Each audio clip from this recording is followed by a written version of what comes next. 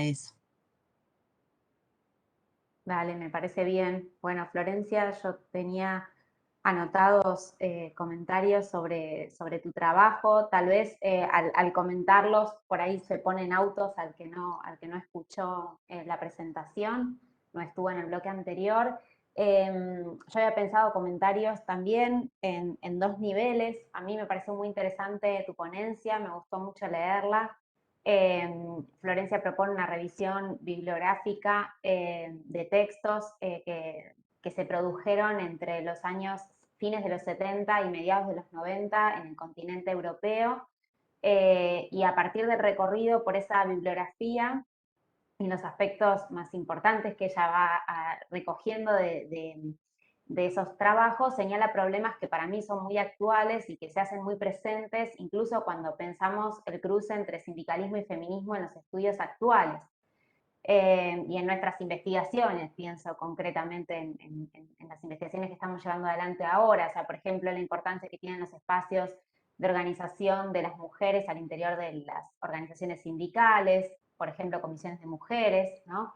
La participación de las mujeres en conflictos obreros y cómo esas experiencias plantean modificaciones en las relaciones al interior del lugar de trabajo, al interior del hogar, la forma en la que eso tracciona y hace que las mujeres se vuelvan militantes a partir de estas experiencias, o sea, toda una serie de aspectos muy actuales, y también discusiones que ciertos avances históricos y también de discusiones políticas y académicas aparecen más tensionados. Por ejemplo, dentro de la discusión que plantea Maruani acerca de que no es tan importante pensar en qué puestos o en qué espacios las mujeres participan en los sindicatos, sino que es necesario pensar que sí participan y visibilizar esa participación. Bueno, creo que hoy también hay bastante recorrido en torno a eso y cómo también esa posición subordinada de las mujeres en los gremios también opera como desincentivadora, si es que existe la palabra, para participar en las organizaciones sindicales. Es decir, bueno, toda una serie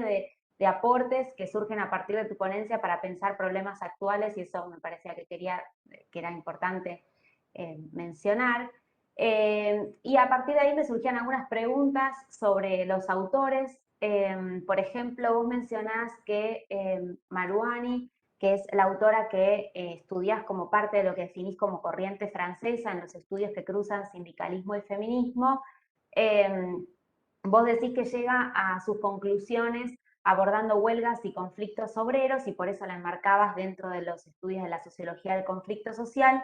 Y entonces quería preguntarte si podías profundizar un poco más sobre qué tipo de conflictos obreros estudia la autora, pues sí que toda la tercera parte de su libro se enfoca en estudiar, y las conclusiones que saca, las saca a partir de estudiar huelgas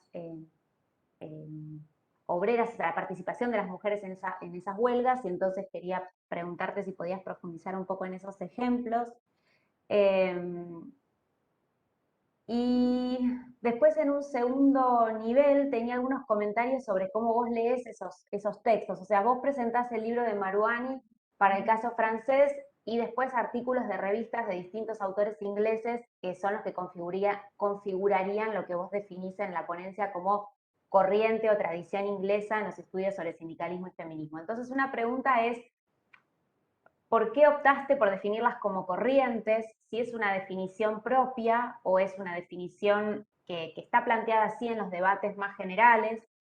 Y en caso de que sea una opción propia, tuya, digo, me parece que tendría que estar como más explícitamente desarrollada en la ponencia. Y si, por ejemplo, me quedaba la duda si una sola autora podía definir una corriente, y si no tenía, si no podía rastrearse un poco más el derrotero de esa autora, o sea, sus producciones posteriores, y también cómo es retomada por los estudios, tanto en Francia o más allá, porque vos estás haciendo una lectura más amplia. Eh, entonces, como para pensar una corriente, si no era, si o por ahí ya lo tenés desarrollado, eh, seguirle como el derrotero a esa corriente. Eh, y después me quedaba pensando en las conclusiones, porque vos partís en la ponencia de decir, bueno, estas corrientes, lo que vos llamás como corrientes, no tienen puntos en común, o tienen muy pocos puntos en común. Arrancás así las conclusiones de la ponencia y después te enfocás en el resto del desarrollo de la conclusión, en los puntos que sí tienen en común, partiendo del primer punto en común que tiene que ver con que ambas corrientes reconocen el potencial transformador de las organizaciones sindicales, y después de ahí se van desprendiendo todo el resto de los acuerdos, como por ejemplo en relación a la caracterización más general sobre el contexto en el cual se producen estos desarrollos teóricos, el peso de las organizaciones de las mujeres al interior de los sindicatos, las desigualdades en torno a la división sexual del trabajo, tanto en el hogar y cómo eso se traslada al lugar de trabajo. Bueno, toda una serie de puntos de acuerdo. Y ahí entonces la pregunta es, bueno, finalmente si tenés que posicionarte que son más los acuerdos que las diferencias, esa sería una pregunta. Y por otro lado, si las diferencias tienen que ver con esto que vos señalás en la ponencia muy al inicio, pero después no retomas tanto, en que las corrientes francesas se apoyan en el concepto de relaciones sociales de sexo y la corriente inglesa en el concepto de género, que es algo que mencionas al pasar, pero no terminás de definir cuánto de eso impacta en el modo diferencial en que se piensa la relación entre sindicalismo y feminismo. Entonces, preguntarte si podías ampliar un poco más en ese punto. Bueno, esos comentarios había pensado. Yo, una cosa Eso. muy cortita, dos cosas en realidad, que no dije antes. Una, y que sí dijimos a la mañana, y es que, bueno, tratamos de que el espacio tenga una lógica de debate y de intercambio fraternal sobre lo que cada uno está haciendo, así que todo el mundo invitado a hacer los comentarios y sugerencias que les parecen.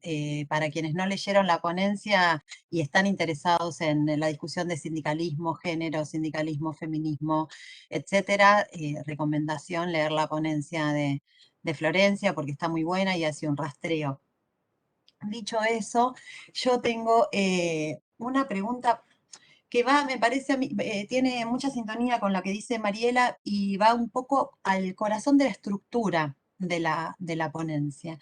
Y la pregunta es si digamos, si la forma en que vos elegís comparar esas dos tradiciones, ¿sí? No tienen ya inscripta en la propia decisión la respuesta, digamos. Lo que quiero decir es lo siguiente. ¿Por qué elegís esas tradiciones? O sea, yo te diría, uno mira esas tradiciones y la respuesta de antemano es sí, tienen una distancia. Ahora la pregunta es, ¿tienen una distancia por qué? Concretamente, uno podría buscar autoras del ámbito anglosajón, ¿sí? Que dialoguen mucho más con, con autoras como Maruani, por ejemplo, o como Kerouac, que es de una tradición semejante. Entonces, y que han analizado conflictividad obrera y que han analizado conflictividad obrera en el marco de un ascenso de lucha de clases o de algo parecido, que es de donde salen las autoras francesas, del Mayo francés, ascenso de lucha de clases, por eso está en el corazón de su teoría la conflictividad y no otras variables mucho más institucionalistas, mucho más formales, mucho más organizacionales. Porque el problema, si no, que te enfrentas es a yo comparo una tradición de corte marxista, de conflictivista, de lucha de clases, contra una tradición que no lo es, me va a dar diferente. Y sí, te va a dar diferente. Entonces, si vos agarrás, por ejemplo, autoras como Sheila Robotham, ¿sí? Que estudia, inglesa, que estudia el ascenso de huelgas en 1984-85 en Inglaterra, es decir, las huelgas cuya derrota van a dar origen al neoliberalismo, las huelgas que se llamaron las huelgas contra los cierres de minas de los obreros mineros en Inglaterra, y vos comparás los tipos de análisis que hacen esas autoras con las autoras que analizan en el corte más del marxismo o del feminismo, para decirlo con el nombre más o menos que tiene, el feminismo materialista francés, si vos comparás las autoras feministas marxistas inglesas con las feministas materialistas francesas, vas a encontrar muchos puntos en común. Y ahí te surge una pregunta muy problemática de responder, es ¿por qué corrientes que tienen tantos puntos en común dialogan tan poco? Y esa es una pregunta power, porque realmente dialogan muy poco, dos tradiciones, ambas de las cuales abrevan en el marxismo, por supuesto en distintos marxismos, ¿no? Pero como diría el bueno de Ben Said, hay 1000 marxismos, con lo cual más o menos somos todos de una misma familia, aunque muy diversa, pero la pregunta es, ¿por qué dos tradiciones?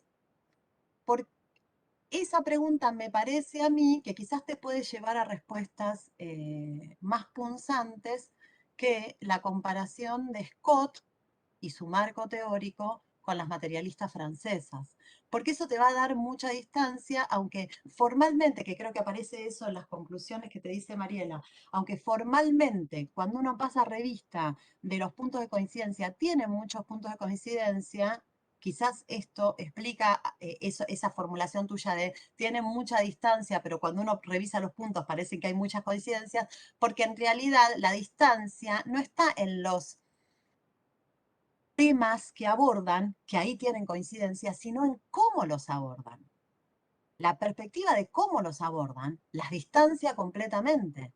Entonces, cuando uno hace el pasaje de, che, estas abordan esto, sí, tic, tic, tic, tic, te da todo igual, pero el problema es que cómo los aborda te da todo distinto. Entonces, la distancia se produce desde dónde? Desde el marco teórico y el abordaje metodológico, que es completamente distinto, no en los temas que analizan. Entonces, ahí la pregunta es, ¿por qué, vuelvo a la pregunta que había dicho Mariela al inicio, es, ¿por qué elegiste esta comparación en particular eh, y hacia dónde querés llegar, digamos, con esa comparación? Bueno, muchísimas gracias por las preguntas, los comentarios muy inquietantes, no, muy constructivos.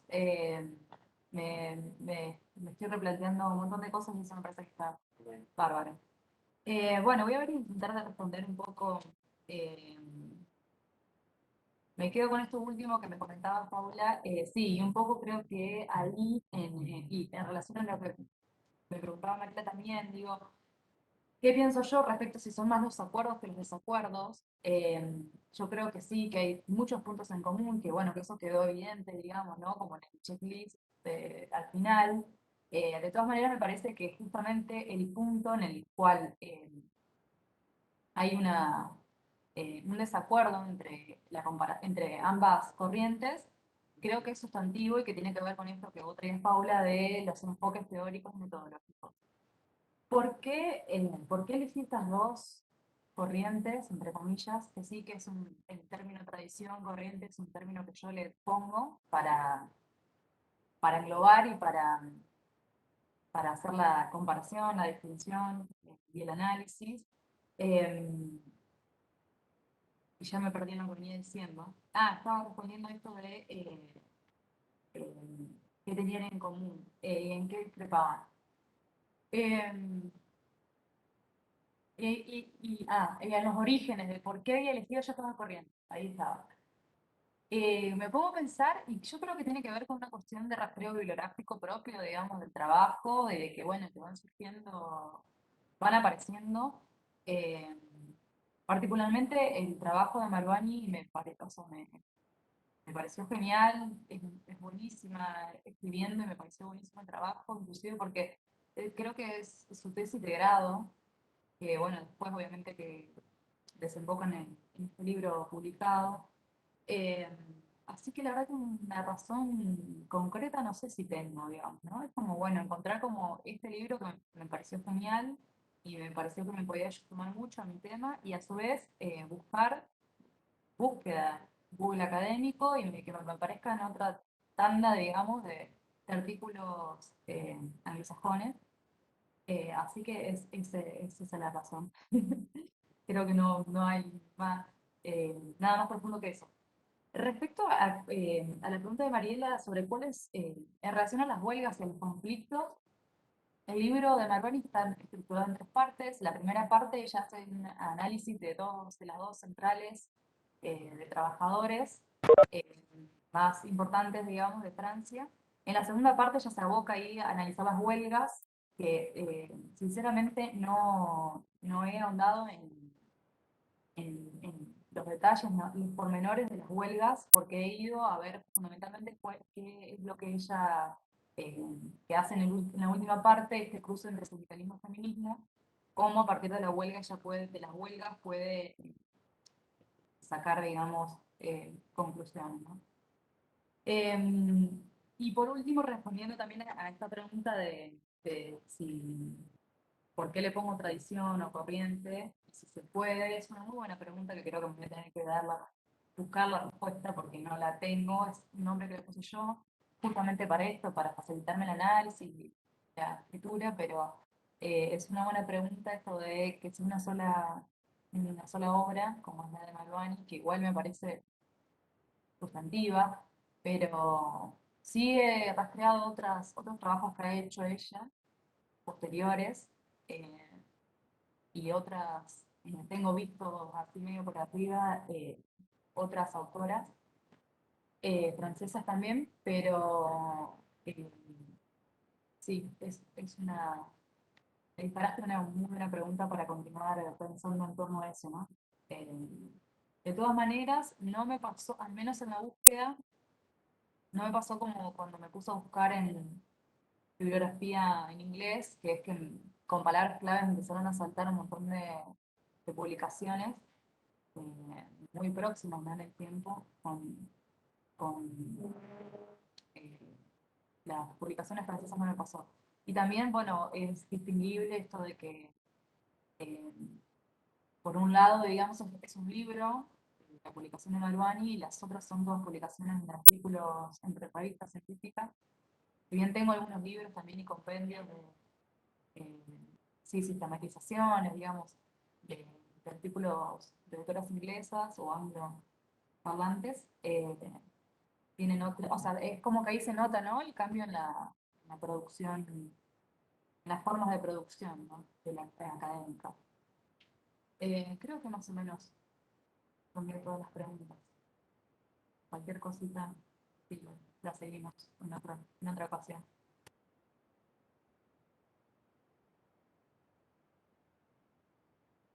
Bueno, si les parece a los compañeros ya empezar su exposición, si están de acuerdo, presentarse, bueno, y todo, ¿no? Sí, yo solo recordar que voy a hacer el papel molesto, como en el bloque pasado, a los 10 minutos los corto y después les aviso cuando se cumplen los 15, así nos queda el tiempito para intercambiar. No sé si van a compartir un PowerPoint o... Sí. En mi caso no. ¿no? ¿Quién empieza? Digamos, ¿cuál de los dos trabajos empezamos? ¿Nosotros? Sí, perdón, yo no fui clara. Sí, empiezan ustedes. Renato, ¿querés que comparta yo el Power? No, ya lo puse.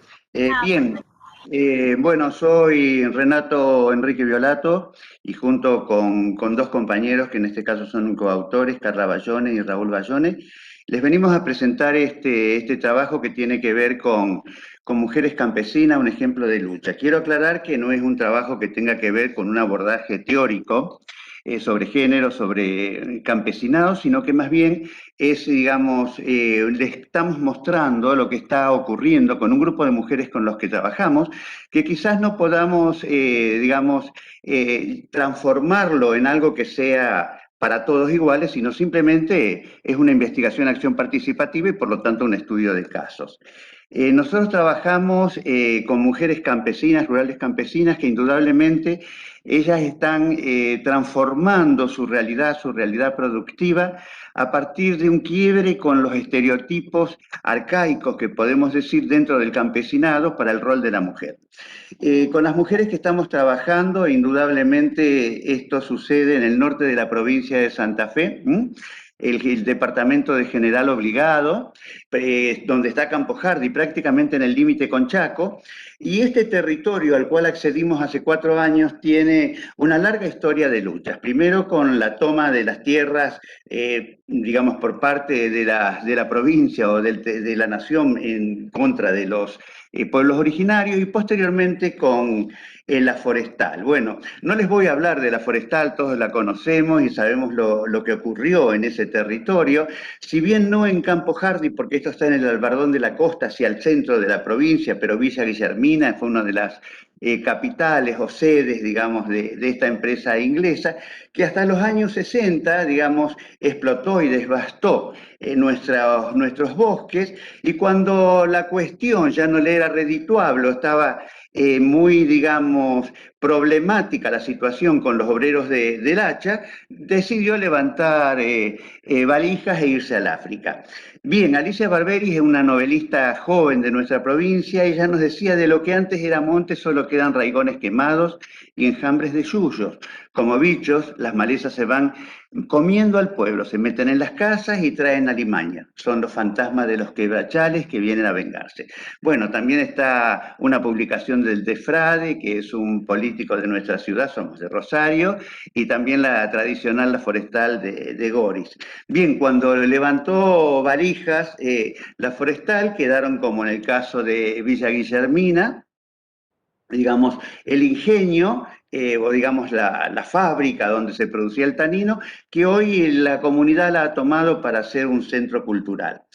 Posteriormente a eso, aquellos productores pequeños productores que tenían propiedad de la tierra, 1, 2 hectáreas o más, en realidad minifundios, comenzaron con la plantación de caña de azúcar o algodón, se hicieron ingenios azucareros hasta que en los años 90 también deja de tener, digamos, valor esta producción y tienen que buscar nuevas alternativas.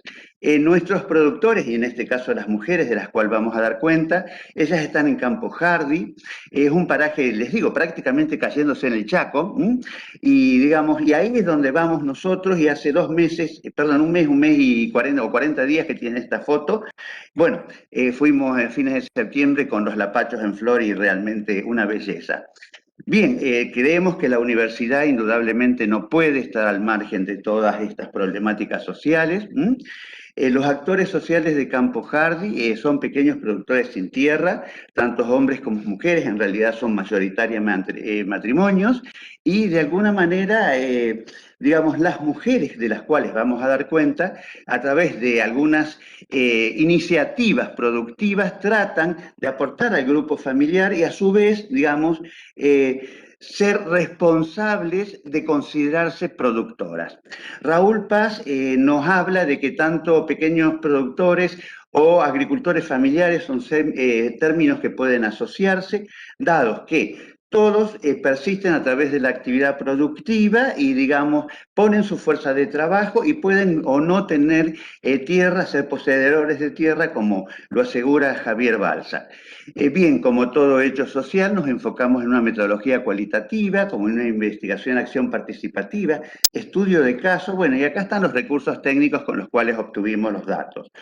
No desdeñamos los datos cuantitativos, por lo menos para marcar indicadores sociales como es composición familiar, edad promedio, etcétera, etcétera. También indicadores económicos productivos, si tienen propiedad de la tierra, qué cantidad de animales poseen, cómo van trabajando. Pero siempre nos interesa más la información cualitativa de importancia social, es decir, problemáticas coyunturales, pobreza generalizada, necesidad de permanencia en el territorio, esto es muy importante, proyecciones a futuros, el liderazgo, existe liderazgo entre ellas o entre los hombres, visibilización de la situación en la cual están comprometidos, partición o definición de labores de acuerdo al género.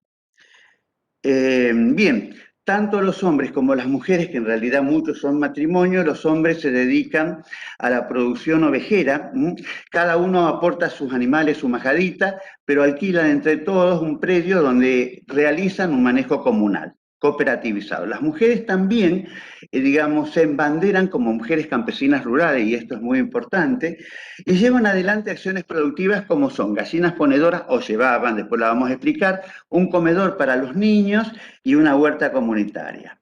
Esta foto es, digamos, muy clara. Es un niño que nos está mostrando un huevo y estos para ellos tienen importancia. Después vamos a ver por qué.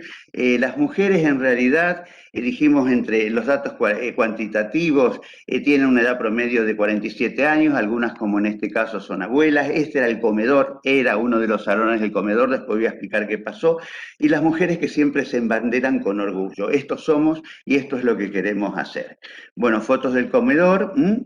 Y el líder de los hombres, el que, digamos, a su vez también ha posibilitado todo este agrupamiento, él nos manifiesta y nos dice que los gobiernos no saben la importancia de no trasladar el hombre a las grandes ciudades. Dice, nosotros los negros a los gobiernos no les interesamos, ¿sí?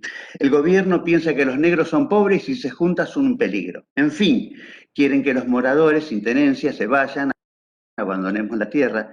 La política es desintegrar la agricultura familiar, hecho que sabemos que ha ocurrido por prácticamente la desaparición de la Secretaría de Agricultura Familiar. Y a su vez habla de que hay otros peores que ellos, en peores condiciones. Los pueblos nativos, los indios, dice él, a nadie le interesa. Pero no se queda con eso, tiene proyectos a su vez como para mejorar las posibilidades de todos estos actores, formar albañiles, erradicar los ranchos, los métodos de enseñanza, de educación cubanos. De manera similar, las mujeres también son muy críticas y hablan de que en este momento deben seguir adelante, deben luchar por esto, y hablan de lo que les está sucediendo, del avance de enfermedades, y ahí lo muestran. Ellos aducen que se deben a las fumigaciones, de las cuales son permanentemente, digamos, sorprendidas de alguna manera por aquellos agricultores poseedores de la tierra que las rodean.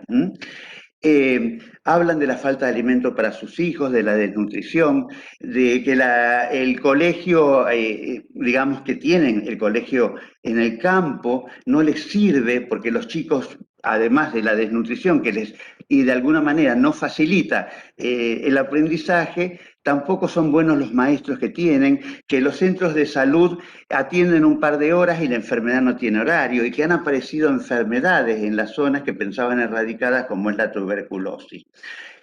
Flavia Zanuti, el líder, la mujer líder para las mujeres rurales campesinas, habla y nos dice: otro día más de comedor, notamos con preocupación que día a día se profundiza la crisis social, no solamente por la mala nutrición, sino que tenemos que luchar con una cultura que nos lleva con urgencia que el gobierno tome las riendas de la salud pública. Y habla de los viajes que tienen que hacer, que no tienen medios para trasladar enfermos a las ciudades. Y además es muy crítica, dice, no paran de hacernos daños. ¿Quiénes? Los poseedores de la tierra. Entonces estamos hablando de conflicto entre el que tiene tierra, que es el gringo, y ellos son los negros que no tienen tierra. Dice, y hace tantos años que venimos luchando por esto, pero dice a su vez, y me parece muy interesante el último de los párrafos, quieren cerrarnos el comedor, no lo van a lograr. El hecho de que seamos mujeres no quiere decir que seamos cobardes. Con nuestra organización no. No lo van a lograr. Podrán comprar la justicia, la policía, pero no van a comprar con nuestra dignidad. Fuerzas compañeras, sigamos adelante. Estamos amparadas por la ley de género y la vamos a usar. Les debo comentar que un grupo no reconocido o no individualizado quemó uno de los 2 galpones que tenían de comedor y hasta le levantaron el piso que tenían. Se lo destruyeron. Bien. Nosotros trabajamos con psicólogos. Sí. Una sola interrupción, faltan 5. Sí, estoy en eso. Trabajamos con grupos de psicólogos y de estudiantes de psicología que hacen talleres donde afloran un montón de cuestiones. En este momento seguimos también y hemos logrado incorporar 6 docentes del área de nutrición de la Universidad Nacional de Rosario, Facultad de Medicina.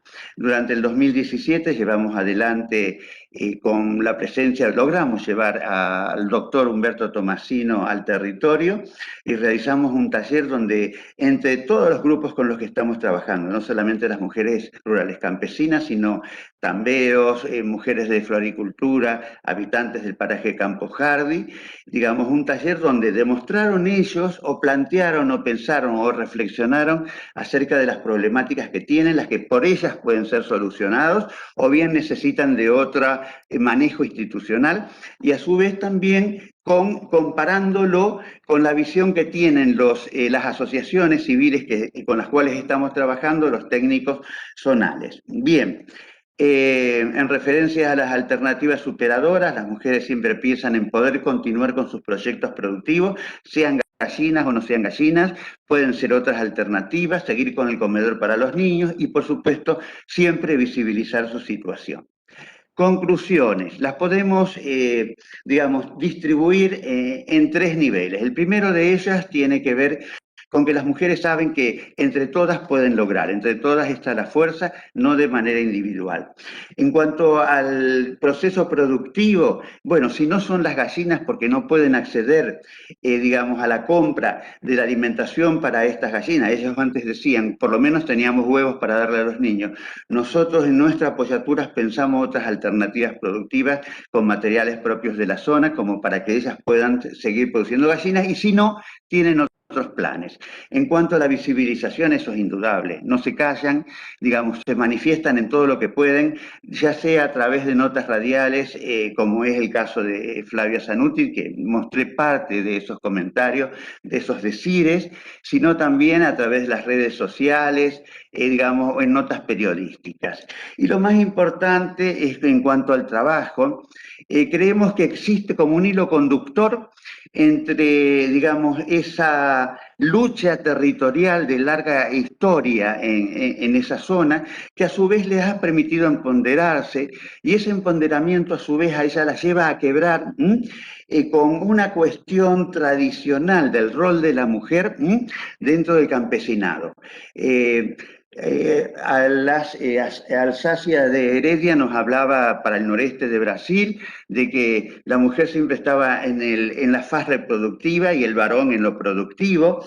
Después también, por ejemplo, de Arce nos habla de que simplemente siempre son consideradas ayudas o deberes y no trabajo productivo, o incluso Ciesa cuando habla del valor que ha tomado las huertas familiares para empoderar justamente a la mujer en el hacer productivo.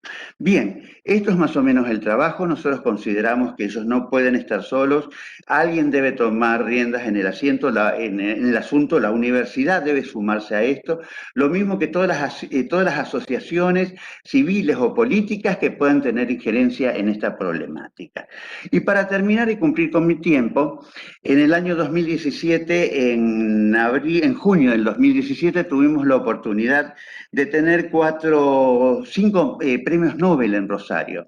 Les Walesa, Rigoberta Menchú, Pérez Esquivel, Edvadi, una doctora musulmana que lucha justamente por los derechos de las mujeres en el Islam, y Arias Sánchez, un costarricense que aquí estaría, que medió en la guerra o en los conflictos internos en Nicaragua. Rigoberta Menchú hizo una locución cuando terminó su tiempo de diálogo y dijo: insto a los estudiantes universitarios que de la misma manera que pueden resolver satisfactoriamente problemas en el papel, resuelvan las problemáticas que nos comprenden. Indudablemente no estaba haciendo otra referencia que no sea las demandas sociales. Bien, desde el 18 se piensa que la universidad debe hacer extensión, debe de alguna manera comprender, entender y reflexionar y accionar en función de las demandas sociales, y bueno, esperamos que en algún momento se haga. Es todo por el momento y gracias. Cumplí con el tiempo. Perfecto, en un minuto más. Así que bueno, si les parece, pasamos a la siguiente ponencia de Constanza. No sé si tenés un PowerPoint para presentar. No tengo PowerPoint, así que Listo. si querés, comenzamos. Mi territorio es más literario, ¿sí? Yo me voy a ir al territorio de una novela de Camila Sosa Villada, Las Malas, ¿sí? y el título de trabajo es Territorio e Identidad en esta novela. Voy a leerles mi trabajo en donde cito fuentes teóricas desde un corpus teórico seleccionado y también sobre la novela, ¿sí? Notas y citas de la novela. Bueno, la novela Las Malas, que se lanzó en 2019 de la flamante ganadora del premio Sor Juana Inés de la Cruz, Camila Sosa Villada, es un bello y cautivante relato narrado principalmente en primera persona, que bordea lo autobiográfico con tintes de realismo mágico por momentos, donde se narra la vida de una comunidad de travestis en la invisible Córdoba nocturna, quienes a pesar del peligro, hostilidad y maltrato casi permanente, no dejan de lado su constante alegría bulliciosa, compañerismo y fuerza para subsistir a la luz y a la sombra. Las Malas comienza desde una mirada externa en tercera persona describiendo la escena de la habitual ronda nocturna de travestis en el Parque Sarmiento, en plena capital cordobesa. Y cito de la novela: es profunda la noche, hiela sobre el parque, árboles muy antiguos que acaban de perder sus hojas. Parecen suplicar al cielo algo indescifrable pero vital para la vegetación. Un grupo de travestis hace su ronda. Van amparadas por la arboleda. Parecen parte de un mismo organismo, células en un mismo animal. Se mueven así, como si fueran manada. Los clientes pasan en sus automóviles, disminuyen la velocidad al ver al grupo y de entre todas las travestis eligen a una que llaman con un gesto. La elegida acude al llamado. Así es noche tras noche. Y fin de cita. Luego, el narrador omnisciente toma distancia de las primeras escenas que abren esta novela, distanciándose de esta manada travesti y describe sus movimientos en detalle fílmico hasta llegar al momento bisagra para el círculo travesti, que es el momento en donde Encarna, que es la líder de esta comunidad travesti, encuentra un niño, un bebé, llorando en una zanja en el Parque Sarmiento, que es en plena capital cordobesa. Esta líder, la tía Encarna, siempre es la que trae mensajes optimistas y con fuerza para llevar esta manada de travestis, ¿no? Acoge al niño y es un niño que es adoptado, que lo llaman el brillo de sus ojos, por toda la comunidad travesti, ¿sí? Este niño con esa luz, ¿no? Por eso lo llaman el brillo de sus ojos, traerá un nuevo río de vida a estas travestis del parque. El relato omnisciente luego cambia de perspectiva y el relato se narra desde un yo narrador que se construye explícitamente como yo travesti a lo largo de la novela. Esta transición identitaria de la voz narradora acompaña la construcción personal de Camila Sosa Villada a través de un proceso de escritura. Así lo comparte ella misma en una entrevista, porque aunque tenga tintes autobiográficos, esta tentación suele ser muy cautivante. Pero bueno, voy a transcribir, a leer un extracto de la entrevista que la realiza Javier Sinaid y en mi trabajo están las fuentes por si alguien quiere leerla completa. Porque escribía en primera persona en femenino, ya me escribía sabiendo quién era. Y luego, esta que es imposible precisar ese sentimiento. Para mí ser travesti y ser escritora es lo mismo. Sucedieron ambas cosas al mismo tiempo. Escribo desde que aprendí a escribir, es decir, que la travesti se gestó en mí, se gestó en el cuerpo de una escritora. Es bien bonito, dice. Es importante aclarar que a pesar de que esta novela ha sido reseñada como autobiografía, y es lo que yo digo, uno tiende a hacer un puente permanente con la vida de la escritora, ¿no? Remitirse a la vida de la protagonista de Las Malas como si fuera la vida de Sosa Villada es un error tentador, aunque se perciben ecos autobiográficos en la novela. En palabras de José Amícola, y lo cito, debería pensarse en el caso de posicionamiento del sujeto narrativo como un agenciamiento, o en inglés se lo llama agency. Butler habló mucho de agency. Desde lo que importa es una negociación en la construcción de la propia figura narrativa que puede alcanzar matices muy diferentes. Fin de cita. Ahora bien, habiendo hecho esta pequeña digresión con respecto al género literario, la voz travesti en Las Malas toma fuerza, aflora, revisita su pasado y construye su nueva subjetividad abyecta a lo largo del relato. Para Lejeune, citando a Mícola, y lo cito, la escritura del yo es un fenómeno cultural que participa de lo psicológico porque se conecta con la memoria, la construcción de la personalidad y el autoanálisis. Fin de cita. De esta manera, la autobiografía es un acto performativo o realizativo, en virtud del cual el sujeto se crea a medida en que se escribe. Asimismo, entre el autor real y el enunciador textual no cabe establecer una identidad absoluta, pero sí se puede hablar de una voluntad de identificación pragmática. Fin de cita. En Las Malas, Leyó Narradore cuenta cómo ese niño de 13 años se identifica con la travesti Cris Miró, y a partir de ahí comienza un proceso de transformación que primero se vuelca a transformar ese mundo interior, luego su cuerpo, que se convierte en territorio de lucha y de disputa. Ese es uno de los momentos de epifanía en la novela. Está ese niño mirando uno de los programas de la tarde, la ve a Cris Miró y realmente se siente identificado con esta travesti mediática, ¿sí? Continúa el trabajo diciendo que la visibilización en ese momento, ¿sí?, equivale a existencia. La televisión visibiliza a esa travesti, la convierte en ícono popular y la convierte en personaje mediático. Su identificación con la travesti mediática, que al aparecer en los programas más vistos de la televisión argentina, ese mundo solo alcanzado por las celebridades más distinguidas, legitima la identidad travesti para ese niño que todavía no ha asumido su identidad sexual. Sin embargo, la travesti no sujeto, con sus múltiples aristas híbridas, sin encajar en los moldes binarios de la heterosexualidad normativa, permanece en los márgenes aún como ser abyecto. Al respecto, en su libro Cuerpos que Importan, Judith Butler, en el 95, dice, cito, una vinculación de este proceso de asumir un sexo con la cuestión de identificación y con los medios discursivos que emplea el imperativo heterosexual para permitir ciertas identificaciones sexuadas y excluir y repudiar otras. Esa matriz excluyente mediante la cual se forman los sujetos requiere, pues, la producción simultánea de una esfera de seres abyectos, de aquellos que no son sujetos, pero que al formar el exterior constitutivo del campo de los sujetos, lo interpelan. Lo abyecto designa así a aquellas personas invisibles de la vida social, que sin embargo están densamente pobladas por quienes no gozan de la jerarquía de sujetos, pero cuya condición de vivir bajo el signo de invisible es necesaria para circunscribir la esfera de los sujetos. Fin de cita. Más allá de los mandatos paternos, y voy a citar extractos de la novela como ser un varón hecho y derecho, o promover cualidades de penetración, hiperactividad y despliegue muscular, con ciertos protocolos grotescos como Inda los describe a lo Rambo, este preadolescente logra desidentificarse con ese modelo de varón para construirse más allá de los polos de diversidad subjetiva, citando a Inda también.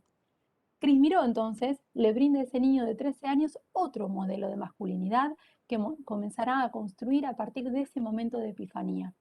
Esa construcción hará que tenga que abandonar su hogar familiar debido al rechazo de su padre y transitar el Parque Sarmiento mientras estudia en la Facultad de Periodismo, ¿sí? Entonces, esa nueva vida que va a obtener en Córdoba va a estar disputada entre ser travesti de noche y ser varón, un estudiante de periodismo de día. La travesti de las noches, escondida entre los árboles del parque, invisible para algunos, destello para otros, interpela la mirada de aquellos que la buscan, que necesitan su cuerpo. La mirada recepciona su objeto y este a su vez la construye mediante una relación recíproca cargada de peso histórico, saberes culturales y sociales. Como lo indica García Canal en el libro El Señor de las Uvas, al percibir objetos concretos se captan las funciones de estos objetos que captan al mundo social. Existe entonces una lente que capta la mirada. Fin de cita.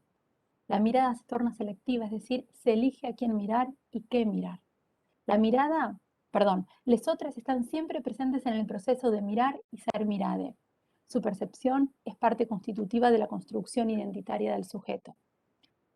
Y voy a citar a García Canal también. Este campo perceptivo condiciona mi sensibilidad y mis sensaciones responden a sus exigencias, se adecúan a sus proporciones y es así como la contemplación y la vivencia del mundo y sus objetos hallan la estructura del otro, su eje, su andamiaje, su sensación. La invisible travesti, ¿sí?, para la mirada de algunos, en consecuencia se mueve en la periferia de la sociedad, en las sombras, ya que el día revela las indiscreciones de nuestra piel, como dice Camila Sosa Villada en el libro, la sombra de la barba, los rasgos indomables del varón que somos. El rechazo y el desprecio se manifiestan en las calles, y cito de la novela. No nos gusta salir de día porque las señoras de la buena sociedad, las señoras del peinado de peluquería y cardigan de hilo fino nos denuncian por escándalo. Fin de cita. La luz del día interpela las miradas de Constanza, aquellos. Sí, perdón, faltan 5, perdón, faltan no se dejan de 5. interrumpir. No, está bien, está bien. Voy a citar un extracto más de la novela para ejemplificar y ya me voy a la conclusión. Bueno, la luz del día interpela las miradas de aquellas que eligen rechazar a la travesti, que deciden que el cuerpo travesti abyecto no es bienvenido en esta sociedad, en la sociedad que transcurre durante las horas del día dentro de los límites de lo decible y lo mirable. ¿Sí? Entonces, esta cuestión patria travesti que atrae, erotiza, define la subjetividad de los hombres, no la propia, según Jáuregui. Repugna en ciertos sectores sociales conservadores o reivindica la masculinidad en aquel otro que cumple con el mandato de la masculinidad y también la titulación del hombre que se le asigna a quien cumple con ese mandato, según Rita Segato. Voy a saltear una cita. Entonces, el cuerpo travesti también respira vulnerabilidad, peligro y muerte en ese Parque Sarmiento. Es concebido como un cuerpo descartable, sin valor y sin dueño. Es un cuerpo que una vez usado se desecha. Y de la novela voy a citar cuando la narradora dice, una noche encontramos una compañera muerta, envuelta en una bolsa de consorcio, tirada en la misma zanja donde había aparecido ese niño, el brillo de sus ojos. Hay múltiples escenas de violencia en la novela en donde el pánico homosexual aparece presente, ¿sí? Esos hombres que alquilan esos cuerpos y que violentan a las travestis. Y en en relación a esto, voy a citar un extracto de la novela en donde dos muchachos de mucho dinero, de acuerdo al auto que tienen, las maltratan luego de tener relaciones sexuales y sale la manada de travestis en su defensa. En este momento de confusión, Angie logró encontrar una navajita y se la clavó en la cintura al otro, al muchacho. En ese momento se abre la puerta y esa manada de travestis dice, salgan de una vez, pelotudas. Y vimos una horda de travestis que venían al rescate, dispuestas a descargar su larga furia acumulada. A modo de conclusión, en las malas, las nadies, las desposeídas, las silenciadas, las negadas por su entorno familiar, se nuclean a través de su identidad travesti que las bautiza y agrupa, dándoles la bienvenida a una vida compartida en las sombras del Parque Sarmiento y en la casa de la tía Encarna, donde durante gran parte de los días el corazón travesti es una flor de la selva, una flor hinchada, roja, con los pétalos de carne. Este trabajo ha pretendido explorar la célebre obra de Camila Sosa Villada, focalizándose por un lado en la construcción gradual del yo ficcional como una voz narradora con identidad travesti que se construye discursivamente dentro de los márgenes del relato, y por otro lado también se han abordado las implicancias simbólicas del cuerpo travesti como territorio político en disputa que cobra un rol fundamental en el marco de la novela Las Malas, que recomiendo altamente. Espero haber cumplido con el horario. ¿Sí, Mariela? Bien. Perfecto. Mariana, si te parece a vos, Bueno. comenzar con los comentarios. Sí, voy a comenzar en particular con el primer trabajo. Bueno, me pareció súper interesante, en principio por la propuesta de encarar un proyecto de investigación, acción participativa. Creo que eso es compartir acá en este encuentro un trabajo de ese tipo. Es súper enriquecedor porque, bueno, son proyectos que tienen muchísima complejidad, que tiene que ver con el desarrollo de una propuesta en el marco de una institución universitaria y poder llevar esos equipos de investigación y ese entramado a un territorio, y en particular, bueno, todo lo que ustedes cuentan en relación a las características de Campo Hardy seguramente Es un proceso con muchos desafíos y eso es sumamente valioso, ¿no? Y la producción de conocimiento a partir de ese tipo de iniciativas, tanto en lo quali como en lo quanti, ahí un poco yo soy más de conciliar los aportes que las distintas estrategias nos pueden dar. Me parece que es, bueno, sumamente válido. Tengo más que nada preguntas para compartirle y para indagar, un poco también retomando lo que plantean en el trabajo, en la ponencia, donde hay algunos desarrollos más conceptuales. Aquí en la presentación vimos como más bien los resultados y bien concreto, digamos, cuáles son bueno, el trabajo que se viene haciendo y también cuáles son las características de esta experiencia. Y ahí me anoté algunas preguntas para hacerles y para compartir. Ustedes mencionan en el trabajo, y también lo han mencionado aquí, bueno, el abordaje de las distintas estrategias de reproducción y de trabajo que se dan en particular, no focalizándonos en las mujeres, pero creo que también describen muy bien cuáles son las condiciones, y a mí me parece que eso es fundamental para la discusión que se propone en la mesa también, las condiciones más generales en las que emerge esa comunidad, ese colectivo, que tiene que ver con todo este historial que ustedes nos relatan y nos cuentan en la presentación respecto a la forestal y cómo fue el desarrollo, porque a veces en el estudio o en el análisis de estas estrategias de reproducción que ustedes nombran, o de pensar este vínculo entre producción y reproducción, quizá el territorio y la historia de esos territorios, esa genealogía, queda medio olvidada, y me parece que es muy relevante poder traerla a la discusión porque encuadra también estas cuestiones que ustedes mismos fueron relatando respecto a los avances y a las dificultades, incluso algunos eventos que relatan respecto a lo del comedor, y bueno, entonces digo, hay una historial ahí que tiene que ver con el territorio, con el entramado de los actores y actrices dentro del territorio, que también explica o permite comprender también cómo se dan esas estrategias. Así que me parece que eso es súper valioso del trabajo, me parece relevante ponerlo en discusión, esa configuración territorial, pero también el historial, ¿no? Un historial de lucha, de organización y de derrotas también. Eso creo que es clave, porque entonces no estamos pensando solo en ese colectivo de mujeres, sino también en ese contexto, ¿no? En el que están insertas, y eso me parece que es un aporte fundamental. Y ahí preguntarles un poco en relación a lo que mencionan, que bueno, este paso de las mujeres a este lugar subordinado de la reproducción, ¿no? Subordinado a la figura del varón proveedor, pero también hay que pensar que a veces cuando hablamos de estas figuras las estamos pensando también, o por lo menos en la literatura yo entiendo que todavía está muy anclada a una idea, ¿no? Muy industrialista y urbana de esas configuraciones familiares entre producción y reproducción, y el lugar de los varones y las mujeres.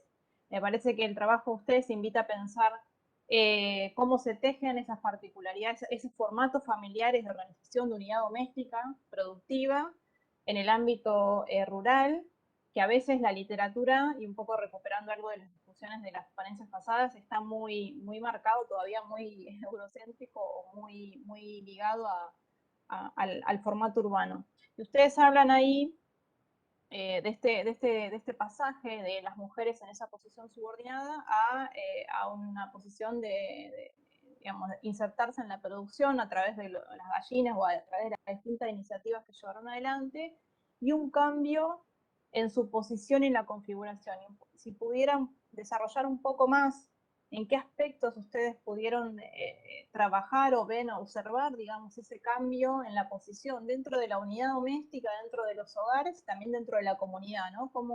En qué aspectos, que quizás está señalado, pero muy acotado, y si lo pueden desarrollar un poco más, en qué aspectos han visto ese traspaso o ese desplazamiento de las mujeres. Porque a veces, y esto es una discusión muy larga, digamos, que las mujeres hayan ingresado masivamente o que se hayan podido insertar poco a poco en espacios del ámbito de la producción, no necesariamente nos ha desplazado del ámbito de la reproducción, ¿no? En el sentido de la subordinación. Incluso, digo, un poco también, creo que se ha mencionado varias veces en este encuentro, nos posicionan en un lugar ambiguo, ¿no? Donde todavía no nos hemos desplazado de ese lugar de subordinación, pero sí empezamos a ocupar otros espacios, y a veces esa subordinación la arrastramos hacia los espacios de producción. cómo lo han visto esto ustedes en la experiencia que trabajan.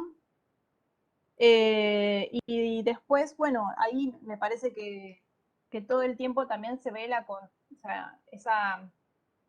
qué potencialidades tienen estas experiencias en relación al papel de las mujeres organizadas, ¿no? Ustedes identifican que hay una identidad muy fuerte de la organización, del que no se puede sola, de la comunidad o el colectivo es lo que le permite a ellas sortear una y otra vez las dificultades que hay. Me parece que, bueno, contar un poco en relación o que nos cuenten un poco en relación así, en estos espacios donde se encuentran las mujeres, cuál es su agenda de discusión o de acción. Han nombrado varias problemáticas que tienen que ver, que me parece, bueno, clave, la cuestión de la salud de la comunidad y vinculada a la salud ambiental, ¿no? Y también de todas las demandas que hay en relación a la intervención estatal. Bueno, se pueden ahí un poco ver si estos aspectos son solo trabajados desde los espacios donde se encuentran las mujeres, o es algo que aparece como una demanda de la comunidad. Si hay una agenda, digamos, si hay dos agendas distintas, esa es un poco la pregunta. Bueno, no, y por lo demás, bueno, agradecerles lo que han compartido, sumamente interesante y muy valioso el trabajo que vienen desarrollando. Y solo me adelanto a dejarle una pregunta a la compañera Constanza. Bueno, me encantó tu trabajo y hasta tu forma de leer nos hizo conmover muchos pasajes. Solo dejarte la pregunta bueno, no he leído todavía las malas, o sea, muy mala mía, pero bueno, ya llegará el momento. Preguntarte en relación... Sí, pero ahora me dejaste con las ganas. Dejarte una pregunta que no aparece en tu trabajo, pero me inquieta preguntártelo vos, y un poco porque venís trabajando a la autora y reflexionando en torno a estas cuestiones. Aparece muy fuerte y sobre todo al final esta idea de la identidad o la construcción de la identidad travesti, y algo que también en los escritos que nos dejó Loana aparece también muy fuerte. Pero ¿qué pasa? Y un poco vinculándolo con la mesa, ¿qué pasa con esa identidad en relación en términos de las condiciones de vida y de clase de la construcción de esa identidad? Porque ahí vos nucleás algo que tiene que ver con la realidad de las travestis que están insertas dentro del trabajo sexual o de la prostitución, según la posición que se tenga respecto al tema. Pero bueno, claramente hay un corte ahí en relación a las condiciones de vida y cómo esas condiciones de vida juegan en esa construcción de la identidad travesti.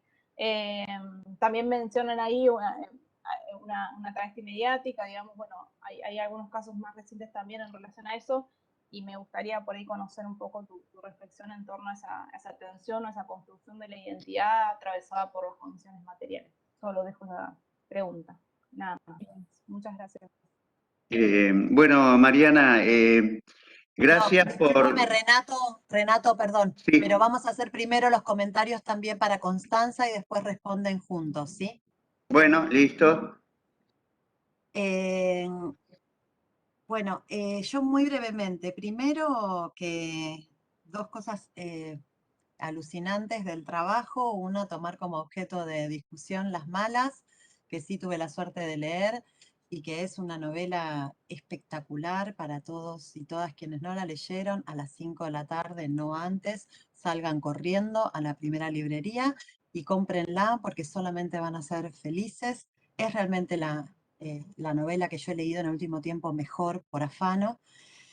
Y todos los premios que se ganó y los que se vaya a ganar están más que merecidos, porque Camila Sosa Villada es una gran escritora. Y bueno, y esperemos que nos regale muchos momentos más de placer. Eso primero.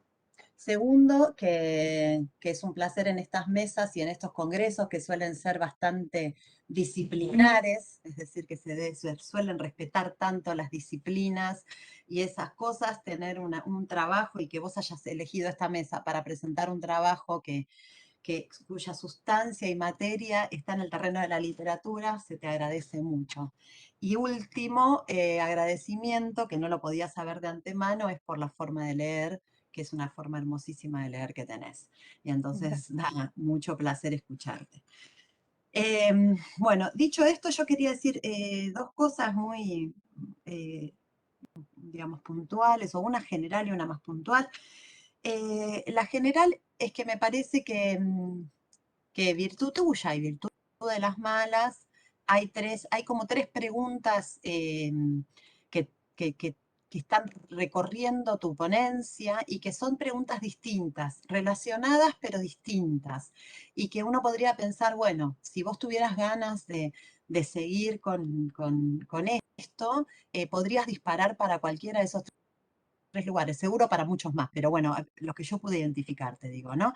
Y uno que tiene que ver con la pregunta acerca de cómo se construye el ser travesti en la novela en relación a abordajes teóricos del ser travesti, entonces ahí aparece una Butler, una Segato, digamos, entonces ahí hay un ámbito por explorar que se puede desarrollar.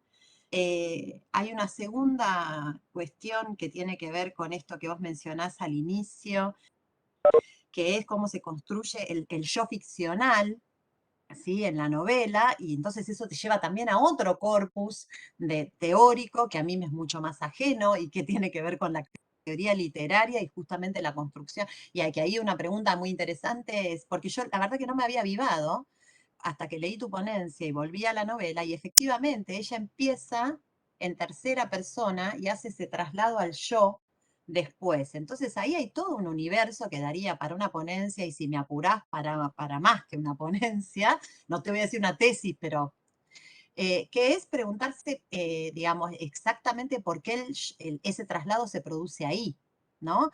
Entonces, bueno, ahí tenés todo como otro universo de cosas por explorar.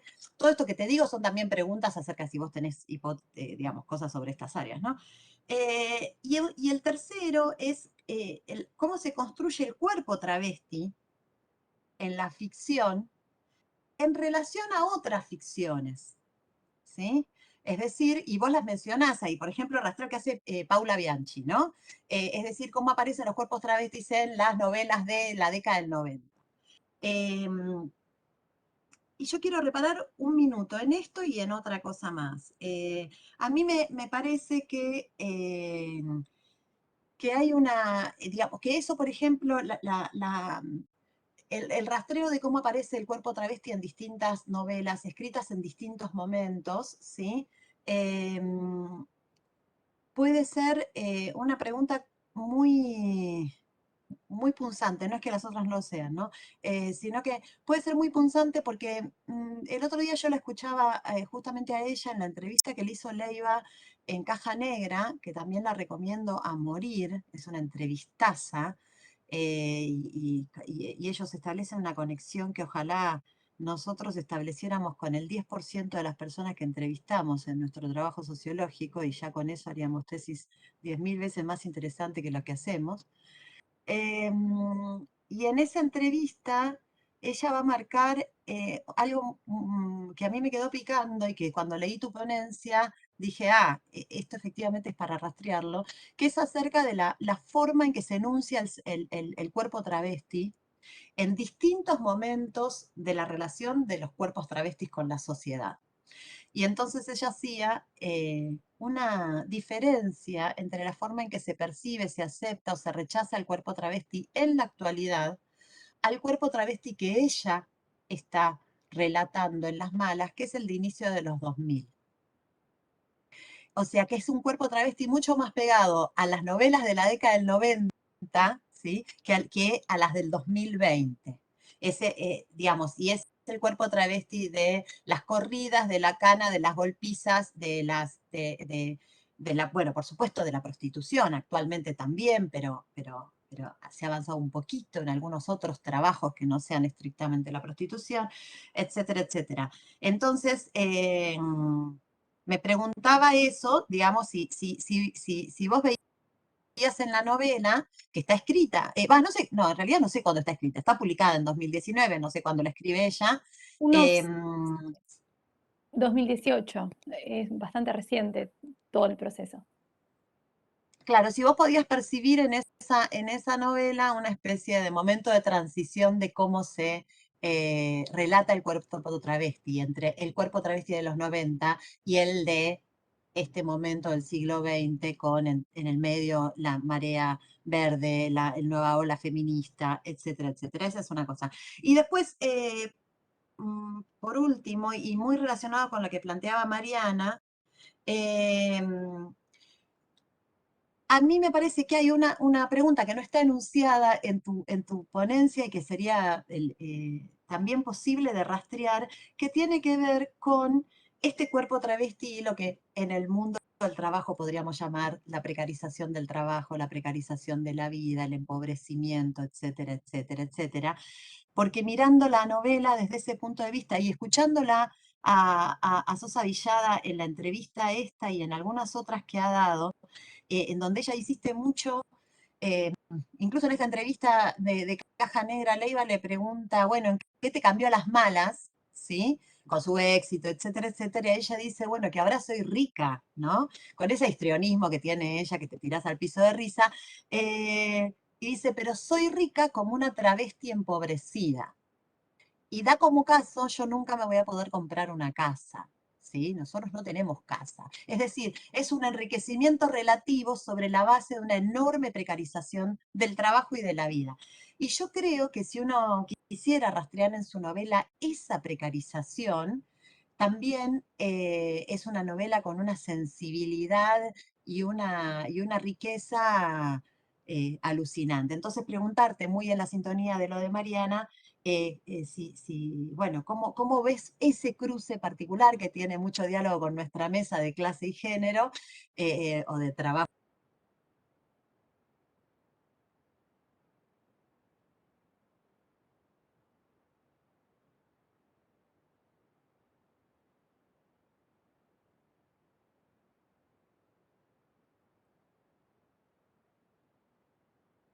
Ahí está.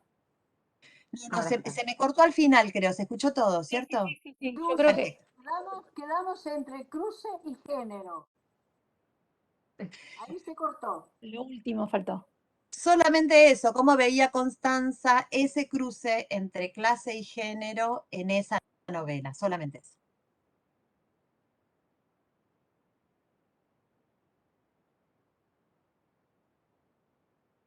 Los compañeros de las mujeres campesinas en lucha, Avanti. Bueno, en primer lugar, Mariana, te agradezco tus comentarios. Voy a tratar de ser cortísimo porque quedan 20 minutos para terminar la mesa y hay que darle el lugar también a Constanza para que pueda expresarse. En cuanto a las preguntas, a mí se me ocurrió digamos, siempre los trabajos, primero que esto es un estudio de casos, por lo tanto no podemos hacer generalizaciones, pero sí sacar, digamos, conocimientos acerca de lo que ocurre con estas mujeres rurales campesinas, en particular en Campo Jardí. Digamos, ¿qué es lo que ha pasado? Indudablemente, la forestal no llegó al Albardón de la Costa, pero, digamos, para deforestar, porque era otro clima, no había quebrachos colorados, pero sí, digamos, tomó mano de obra de la zona. Y esa mano de obra, una vez que se levanta la compañía, alrededor de los años 60, 70 del siglo pasado, digamos, quedaron como mano de obra desocupada y tuvieron que buscar otras alternativas. Es muy interesante lo que sucede en el norte de Santa Fe y, digamos, alejados sobre todo, de aquellas instituciones que tienen que ver con estas problemáticas y en particular la universidad. Nosotros tuvimos hace 40 días y a partir de ahí, bueno, bajaron periodistas del Chaco, de Radio Nacional, de otros eventos y nos hicieron notas, incluso publicaron las notas después porque se asombraban de que la universidad estuviera llegando. Bien, ¿qué es lo que pasa con este colectivo de mujeres? Indudablemente el por qué, digamos, son tan aguerridas y se enarbolan de esa manera, y bueno, porque tienen una tradición de lucha. Y eso es visible, digamos, no es de ahora, sino que es de años de postergación. Son sin tierra, por lo tanto no son gringas, sino que son las negras, y digamos, y saben porque han trabajado y, digamos, siempre han estado al costado del marido, detrás de los maridos. Digamos, ¿cómo comenzó todo esto? Con las huertas familiares para los varones. Cuando los varones se cansaron y decidieron hacer otro tipo de producción, las mujeres pensaron, si nosotros venimos escuchando todas las charlas, ¿por qué no nos dedicamos nosotros a hacer producción? Y ahí comienzan ellas a tomar fuerza, a empoderarse y a llevar adelante, digamos, estrategias productivas. Mariana, preguntaste si han dejado lo que es el ámbito reproductivo familiar. No lo han dejado. Son madres, tienen hijos y tienen casa. Pero saben que ese no es el único rol de la mujer. Y la mujer campesina debe llevar adelante otros roles. Y si bien Alsacia de Heredia nos decía, están muy marcadas los roles, ellas han quebrado con esos estereotipos arcaicos. Y dice, nosotros somos mujeres, somos campesinas y somos productoras. Y eso lo hacen, lo ponen de manifiesto permanentemente. El espíritu de lucha creo que les viene de antes. Yo algo que no he dicho, pero el líder de los hombres es la persona que hoy se está presentando como y está peleando la presidencia comunal. Y su mujer es la que a su vez lleva adelante la bandera de las mujeres campesinas. Entonces hay un adiestramiento político, hay un conocimiento de postergaciones que son de larga data y hay ganas de progresar.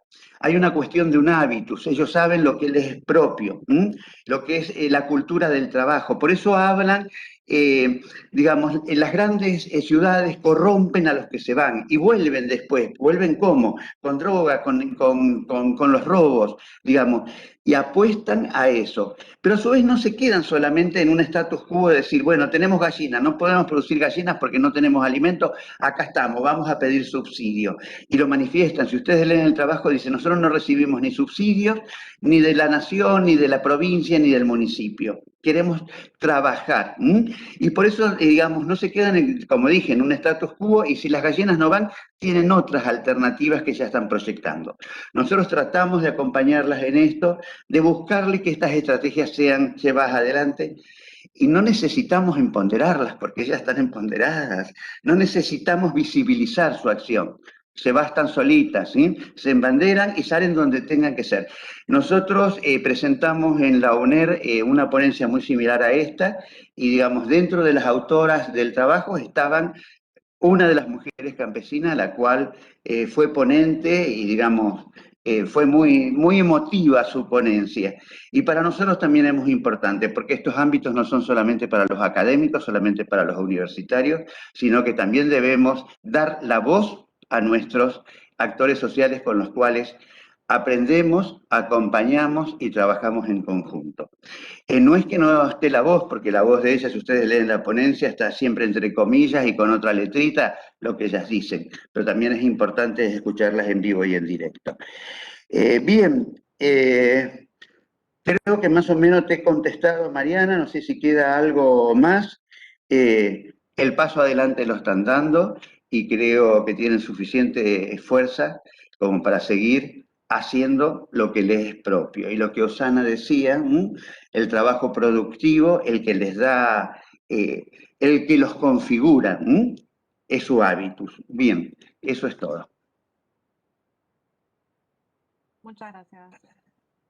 Bien, bueno, yo voy a tratar de, primero que nada, les quiero agradecer el espacio, ¿no? Y que este trabajo venga de otros espacios. También a mí también me alegra, es mutua la alegría y el compartir. Primero que nada eso, y después voy a tratar de fusionar las preguntas y las inquietudes tanto de Mariana como de Paula, creo que van por el mismo lado, y abrir nuevas reflexiones y espacios y fugas, ¿sí? Para este trabajo y para la novela. En realidad, sí, la novela está situada en los 90, ¿sí? Con estos gérmenes autobiográficos que ella misma, Camila Sosa Villada, ha aceptado, ha dicho en entrevistas, en múltiples entrevistas, que está basado sobre su propia experiencia en Córdoba. Entonces, transcurrida en los 90, por más que ella, a través de cierta inspiración y cierto apoyo, empieza a escribir, perdón, la novela la empieza a escribir en 2017, la termina en 2018 y se publica en 2019. Pero bueno, son los 90, pensemos que Butler está escribiendo al comienzo de los 90 y después a fines del 99 su tesis doctoral en donde se instaura la teoría queer dentro de lo que son los estudios queer como teoría literaria. Entonces estamos en ese punto, ¿no? En donde el cuerpo travesti es visto desde, está en tensión, ¿no? Como decía Mariana también, esta tensión, esta contradicción entre un cuerpo travesti perseguido por la policía, ¿sí? Y que tiene lugar de noche entre los árboles del Parque Sarmiento en Córdoba, en plena capital cordobesa, con todas las contradicciones de ciertas clases sociales, ciertos hombres, ¿no? Con esas comillas que cité citando a Inda, ¿sí? Estos hombres Rambo, estos machos, con un lenguaje bien noventista, que ella incluso también usa en la novela, que van a buscarlas a ellas, ¿sí? Pero a la vez las denostan, las maltratan, con ellos tienen múltiples escenas de violencia, son sometidas, pero porque también hay una cuestión de repulsión, por eso esto de ser abyecto, ¿no? que Butler trae en sus escritos, porque esa abyección los mantiene al margen, las mantiene al margen, y a la vez ese rechazo, que es el rechazo de su propia sexualidad por parte de estos hombres machos que la novela trae consigo. Y en los 90 ese cuerpo travesti, o fines de los 90, no tiene otra opción que trabajar con su sexualidad, ¿sí? Son trabajadoras sexuales, y la identidad travesti luego, a través de luchas, va a estar establecida. Entonces, hay un quiebre, por supuesto, pero transcurre la novela en ese mundo, en esa Argentina, en esa capital cordobesa, con esas múltiples contradicciones y bueno, con un montón de cuestiones que también lleva tiempo digerirlas, ¿no? Y a ella también le ha llevado tiempo digerir y mirar para atrás y ver su construcción identitaria, ¿no? Primero representada de alguna forma como esa epifanía a través de esa travesti mediática, como se cita en el trabajo, y luego que a través de ese momento de epifanía ella le puede poner nombre a quién es, ¿sí? Y bueno, y eso implica un quiebre familiar, se tiene que ir, y me refiero a la protagonista, hay paralelismos con la vida de ella, ¿sí? Pero me refiero a la protagonista que bueno, pero encuentra en esa manada travesti su lugar, ¿no? Su ámbito por cierto tiempo. No sé si he contestado las preguntas, por supuesto que es un trabajo ¿no? Para seguir elaborando esta voz literaria, ¿no? que vos decías, este espacio, ¿no? Y esa transición entre un punto de vista del narrador hacia otro, es muy significativo. Se puede explorar por distintos lados, por supuesto que sí. Sí. Bueno, muchísimas gracias a todos y a todas. Nos quedan unos minutitos para ir a cargar el agua del termo o lo que quieran. Bueno, o por supuesto para que digan lo que quieran, ¿no? Porque hasta las 3 que empieza lo otro, así que como quieran, si quieren hacer un recreíto corto, si quieren intercambiar impresiones o comentarios.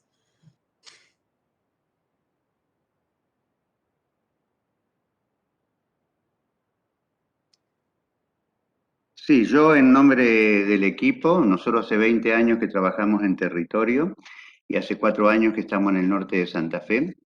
Siempre la entrada en los territorios no es fácil, pero hemos tenido una mano muy grande de la persona que era encargada, encargada, sí, de la estación de extensión INTA Las Toscas, que sigue trabajando, es una mujer con muchísimo empuje, Ana de Ambrosi, y es la que nos abrió el territorio.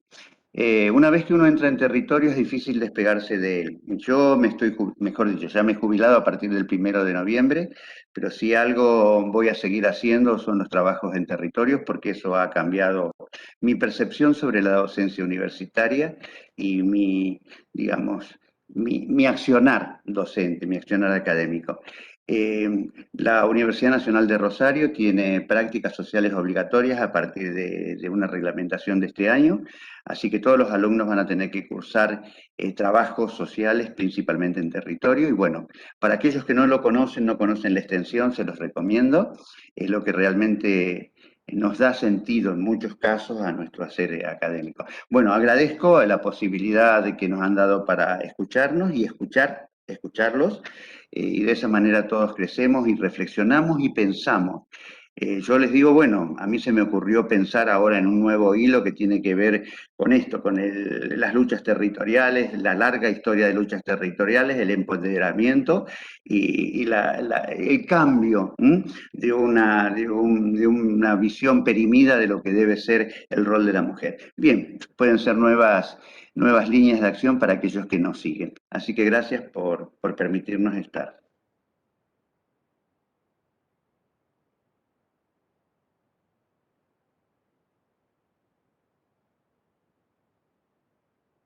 Vamos a cagar los termos hasta las 3:30 entonces.